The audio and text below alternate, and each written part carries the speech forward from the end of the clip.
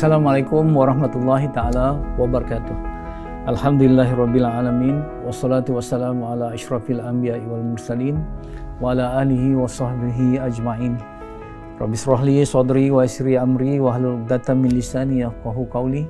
Subhanaka la ilma lana illa ma 'allamtana innaka antal alimul hakim. La haula wala quwata illa billahil aliyil azim. Tuan-tuan, puan-puan, saudara-saudari yang dikasihi sekalian, insya-Allah ya, dengan ilmu yang kita bincangkan setelah sekian lama ya, saudara-saudari mengikuti saya, berkongsi dengan saya, mudah-mudahan kita dapat muhasabah ya, kehidupan kita, profession kita, perniagaan kita, keluarga kita dan sebagainya.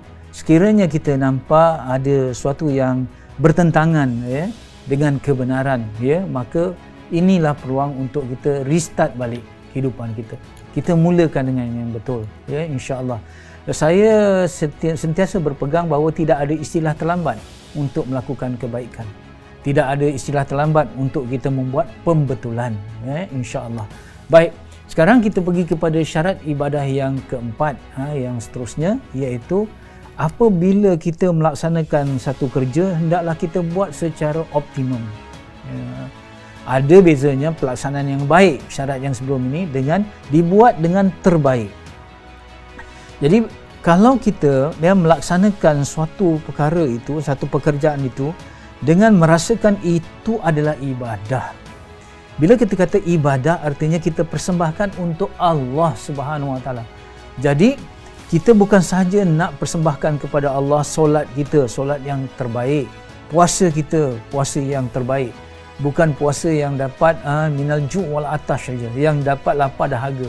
Kita tidak mahu persembahkan kepada Allah solat yang lalai, kita tak mahu ya. Kita tak mahu dapat mempersembahkan kepada Allah haji yang mardud, misal kata haji yang tidak berkesan ya. Tetapi juga kita hendak mempersembahkan kerja kita sehari-hari ini, iaitu ibadah umum kita, amal soleh kita juga dengan yang terbaik. Jadi kita nak kerja kita bukan saja kita nak pergi bagi kepada majikan kita untuk KPI tinggi, untuk dinilai sebagai kerja yang berkualiti dan kita sebagai seorang pekerja yang produktif, tetapi yang penting bagaimana kerja itu dinilai oleh Allah Subhanahu Wa Taala. Allah melihat. Bila Allah melihat, artinya kerja kita itu, maka kita nak buat yang terbaik. Dalam konteks ini saya teringat apa pesan daripada Sayyidina Ali ya radhiyallahu anhu. Beliau mengatakan bahawa kebenaran yang tidak tersusun akan dikalahkan oleh kebatilan yang tersusun. Jadi tidak cukup kita benar dan puak musuh Islam yang salah. Dan kita kata kebenaran inilah yang akan mengalahkan kebatilan yang dibawa oleh musuh Islam. Tidak. Ada satu syarat lagi. Kebenaran yang dibawa oleh orang Islam mesti well organized, mesti systematic, mesti tersusun. Jika tidak, kebatilan yang tersusun akan mengalahkan kebenaran yang tersusun. Jadi sebab itu di dalam Islam, contoh ya kita lihat, kita tidak boleh hanya kalau dalam makanan halalan saja. Dia ada thayyiban, halalan dan thayyiban. Ya, makanan ni halal, tetapi apakah makanan ini thayyiban, yang terbaik? Contohnya dari segi hygiene, dari segi kebersihannya, dari segi bahan-bahan nutriennya, dari segi penyediaannya, kebersihannya dan sebagainya. Subhanallah, kita bukan hanya nak buat perkara yang betul, tetapi perkara yang betul ataupun perbuatan yang betul kita nak buat secara yang betul-betul ya. Dalam Islam sangat menghargai bukan saja work hard tetapi work smart ya. Kerja bukan saja kita kena kerja orang kata kerja pantas, tetapi kerja yang cerdas ya, kerja yang subhanallah saya kata tadi work smart, bukan kerja keras saja yang dipentingkan tetapi kerja yang cerdas. Sebab itu kalau kita lihat dalam Islam satu contoh ya, apabila kita menyembelih binatang, contoh bila kita menyembelih binatang, contohnya di hari raya korban ke ataupun itu sembelih yang besar lah. Kalau kita sembelih ayam saja mesti putus urat pernafasan, urat makanannya dua urat merih itu kita mesti putus. Dan adab menyembelih yang penting juga ialah pisau mesti tajam. Pisau mesti tajam Kenapa agaknya pisau mesti tajam sunnahnya? Oh, ada orang kata pisau yang tajam ni penting kerana tak terasa sakit bagi ayam. Kita tak tahulah, ayam tak pernah cerita bagi kita lepas dia sembelih dengan pisau tajam tu tak sakit. Tetapi kita boleh tahu kalau ikut hukum fizik, kalau pisau yang tajam ni geserannya sangat sedikit. Kita pergi saja terus kita dapat kesempurnaan penyembelihan. Jadi artinya pisau yang tajam boleh menyembelih binatang dengan lebih faster, lebih cepat, better, lebih sempurna, cheaper. Cheaper tu artinya tenaga yang kita gunakan sikit je kita letak gini. Kalau bandingkan pisau yang tumpul, kita kena gunakan banyak tenaga. Yang ini letak sikit aja. Subhanallah. Jadi pisau yang tajam ini, bukan pisau yang tumpul pisau yang tajam ini sebenarnya inilah yang melambangkan satu kerja tu optimum. Islam mementingkan optimum. Jadi bukan saja dalam penyembelihan, tetapi dalam management, dalam pengurusan kita, dalam kepimpinan kita, dalam apa saja urusan kita, hendaklah kita buat pekerjaan itu supaya dia ada nilai-nilai yang saya sebutkan tadi, cepat, selamat, kemudian menjimatkan, kemudian input sikit, output yang tinggi, itu productivity, better, faster, cheaper, yang saya kata, dan safer. Jadi subhanallah, kalau begitu mana pisau yang tajam? Ketika kita pisau tajam ni quote and unquote lah, sebagai satu analogi saja di dalam pentadbiran kita, dalam pengurusan kita dan sebagainya. Subhanallah, inilah cabaran umat Islam. Cabaran umat Islam sekarang kita lihat, kita buat kerja yang betul, tapi kita buat kerja yang betul tak betul-betul. Jadi sedangkan Islam mengajar kita supaya kita buat kerja yang betul dengan betul-betul. Manakala kita lihat orang musuh Islam kadang-kadang, sekarang ni kalau kita lihat, tengok bagaimana persenjataan yang ada pada Yahudi, kepada negara teroris Israel misal kata, mereka memusnahkan saudara kita di Gaza dengan senjata-senjata yang canggih, dengan yang mereka boleh pintas peluru berpandu Hamas misal kata, contoh. Kerana apa? Mereka batil, tetapi mereka ada sistem pertahanan yang canggih, mereka ada peralatan teknologi yang tinggi. Jadi mereka buat kerja yang tak betul, tapi kerja yang tak betul mereka buat dengan betul-betul. Dan cabaran kita sekarang ialah bagaimana kita yang dalam keadaan kita memegang risalah Allah, kita berpegang kepada prinsip Islam yang sebenar, kita dapat mengetengahkan semuanya melalui metod ataupun kaedah yang betul, yang betul-betul, yang efektif, yang efisien, yang pegang kepada etik kerja yang tinggi, etika kerja yang tinggi. Bila kita kata kerja yang betul-betul tu, dia sekurang-kurangnya ada 3 E. E yang pertama ialah kerja tu kerja yang berkesan, efektif. E yang kedua, kerja tu efisien, iaitu kerja yang cekap. Dan yang ketiga, kerja tu dia berpegang kepada etika dalam kita bekerja. Contoh, setiap pekerjaan ada etika dia. Contoh kalau kita berniaga, contoh etika dalam perniagaan, kena sopan, kena adab, jangan bergaduh dengan klien kita, itu etika. Kalau kita sebagai wartawan ataupun sebagai penulis, kita hendaklah melaporkan yang benar. Kita tidak boleh ada sifat resis, kita tidak boleh ada sifat perkauman, ataupun kita ada sifat materialistik, kita boleh disogok untuk melaporkan berita-berita yang tidak benar. Tak boleh. Kita mesti adil. Itu etika seorang wartawan. Begitu juga etika seorang peniaga. Begitu juga etika seorang pemimpin, etika seorang pengurus, etika seorang bloggers, etika seorang Instafamous misal kata yang sekarang ni, yang istilah-istilah sekarang ni.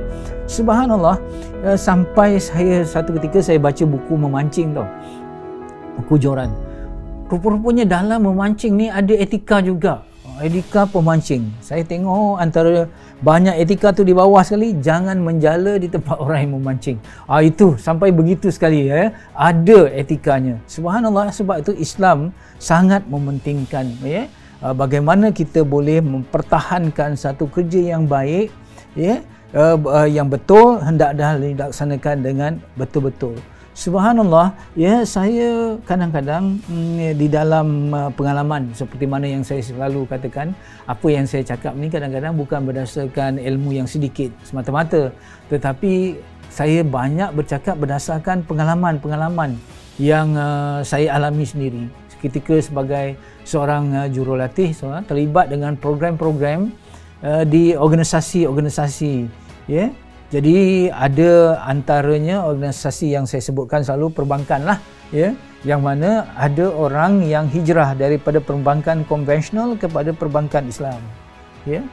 Jadi saya ucapkan tahniah, tetapi saya juga bertanya bagaimana cara bekerja, sistem bekerja, ya, berbanding tempat kamu kerja yang lama dengan tempat kerja yang baru.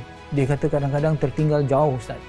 Tertinggal jauh sangat. Ya, kita memang buat kerja betul, tetapi kadang-kadang sistem kita tidak kita tak update, kita tak upgrade, kita tidak tingkatkan, kita tidak kemaskinikan dengan teknologi yang terkini. Jadi sebab itu kadang-kadang contoh berlaku orang ada merungut, ya, merungut, saya tidak sebut nama organisasinya, kata kalau kita hantar nak dapat pinjaman dalam organisasi ini punyalah lama tunggu, ya.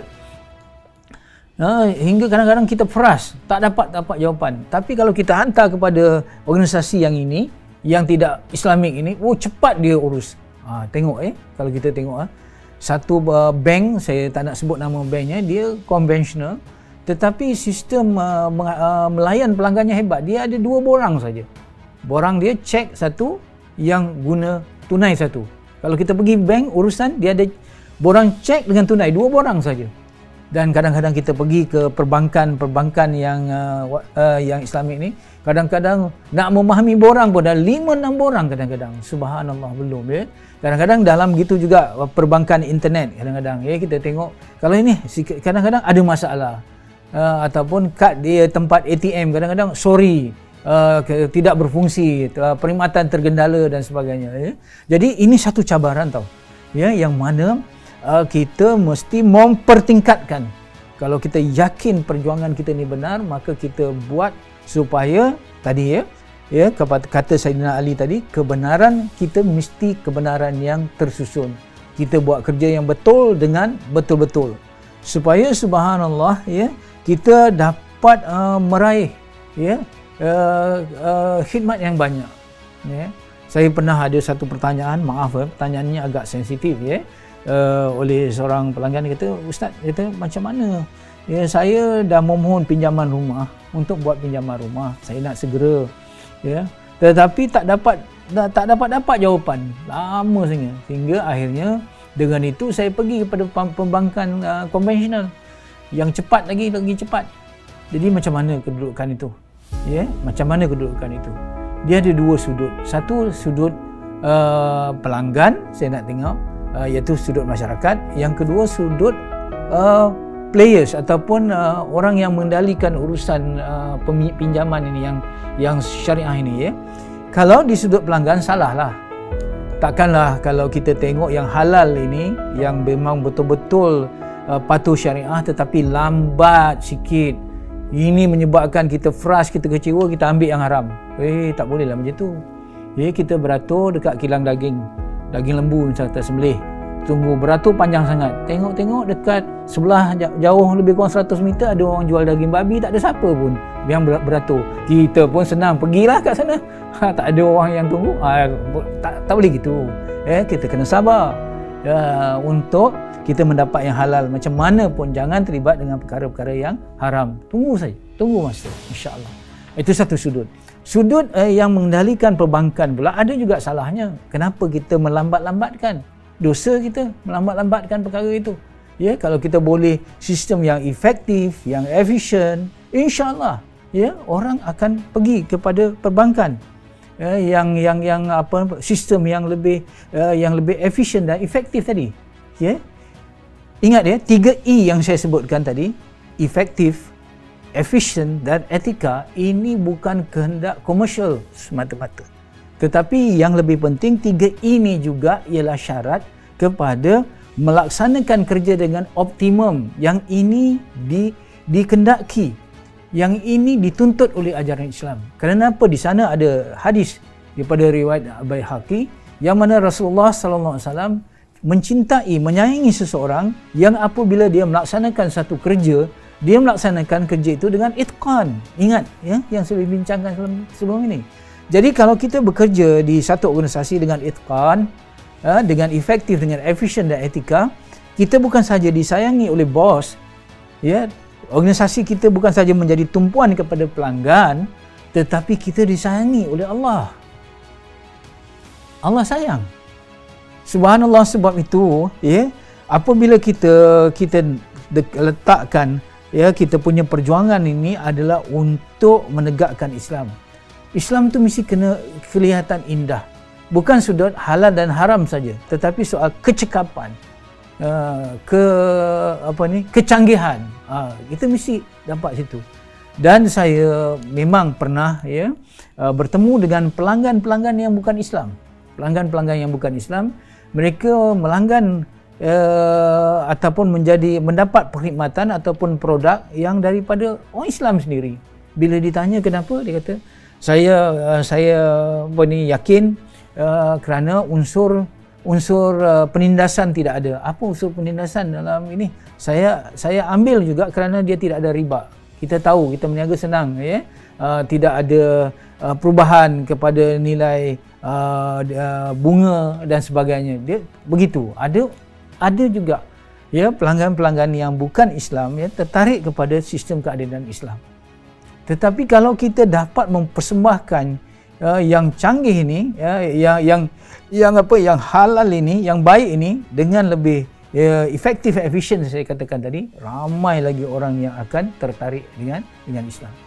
Jadi mulai hari ini ya, mari kita muhasabah dalam pekerjaan kita. Ya, dulu kita muhasabah apa kerja buat kita dalam masa 24 jam, ya, dalam masa seminggu, dalam masa sebulan, dalam tahun, ataupun setakat ini dalam usia kita, ya. Apakah kerja yang kita buat tu kerja yang betul? Itu satu, betul. Patuh syariah, okey. Tetapi sekarang muhasabah kita yang kedua ialah apakah kerja yang betul itu kita sudah laksanakan dengan betul-betul. Ini cabaran kita. Dah. Apakah kita sudah tambah ilmu kita? Bukan saja ilmu di dalam Islam, ilmu tauhidnya, ilmu tentang fiqahnya, ataupun ilmu tasawuf, ataupun ilmu akhlaknya, tetapi kita kena upgrade ilmu-ilmu yang kita terlibat dengan bidangnya. Kalau seorang doktor, misalnya kata dia upgrade dan update ilmu tentang kedoktoran. Kalau dia seorang menjual secara online, misalnya kata, ya sekarang ni semua cara betul. Bagaimana ditingkatkan ilmunya di dalam bidang itu? Kalau seorang tukang masak, chef, begitu juga dia tingkatkan ilmu. Di mana saja peningkatan ilmu untuk menghasilkan kerja yang sifat yang keempat tadi, syarat yang keempat, iaitu buat kerja yang optimum, ini juga dinilai oleh Allah Subhanahu Wa Taala sebagai ibadah. Ya. Sebab tu kalau kita lihat di dalam pada zaman keagungan Islam, contohnya di Istana Al-Hamra, ya, teknologi yang dibuat tu sangat canggih. Ya. Saya pergi ke Masjid Biru di Turki misal kata, ataupun Masjid Sultan Ahmad, ya, Masjid Biru lah di Turki, ya. Bagaimana waktu dulu tidak ada pembesar suara, tetapi bila muazzin mengalunkan azan, dia ada satu teknologi yang mana suara itu dilantunkan menjadi lebih besar dan sebagainya. Jadi suara azan itu jadi kuat kerana diatur begitu. Dan juga masjid-masjid itu dia ada macam buffer system. Apabila berlaku, mereka tahu itu kawasan gempa, apabila gempa bumi berlaku, masjid tu dia dapat bertahan kerana ada teknologi yang memegang, ya. Begitu juga dibagi tahu di Istana Al-Hamra dulu, ya, sehingga kan bila waktu dia ada tempat semayang tu, ada tempat ambil wuduk, bila masuk aja waktu solat, dia keluar air dengan sendirinya. Subhanallah, sampai ada begitu teknologi yang canggih, ya, di dalam Islam. Kenapa? Para salafus saleh di zaman dahulu, mereka, ya, insya-Allah mereka orang yang paling ke depan dalam melaksanakan kerja secara optimum, kerana mereka tahu itu juga adalah tuntutan agama, itu juga tuntutan Allah, yang bukan saja ada nilai kebaikan di dunia, tetapi ada nilai pahala di hari akhirat, dan insya-Allah itu juga mereka dapat meraih syurga. Sekian, wabihi wallahu alam. Assalamualaikum warahmatullahi taala wabarakatuh.